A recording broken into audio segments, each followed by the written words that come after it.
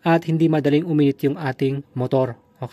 Alam nyo ba mga kabisig na napakahalaga na alam natin kung paano mag-check ng oil level ng ating engine oil. Napakahalaga na ito ma-maintain natin or nasa tamang level dapat yung oil natin. Okay? So sa ating dipstick, meron tayo dito na mga indicator niya. Ito yung pinaka-minimum na niya. So bad na yon na level ng oil natin. Pag dito at least, meron pa. Pag dito dapat yung pinaka-level ng ating oil. So, dapat dito naka-level yung oil natin. Siyempre, yung ating makina is siyempre paandarin natin. Okay? At least medyo uminit siya unti.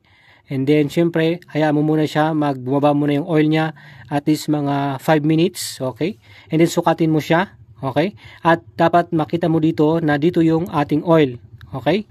Kung halimbawa, dito man sa pinakababa lang niya, unti-unti. Okay? Dito banda.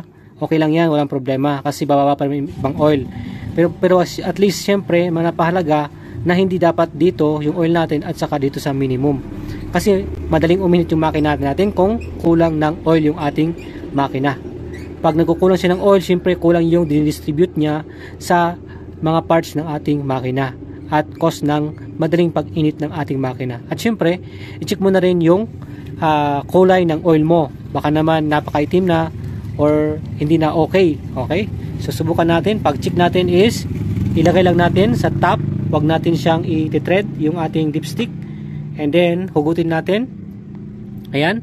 So, saktong-sakto yung sa atin. Ayan. Ibig sabihin din is, hindi nagbabawas yung ating oil.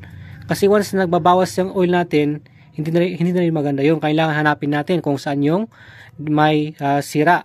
Kung sa leak ba ng ating, kung may mga nagli-leak ba na oil sa ating makina, pwedeng o-ring, okay, kung may problema, at or oil seal, check natin mga kabasic.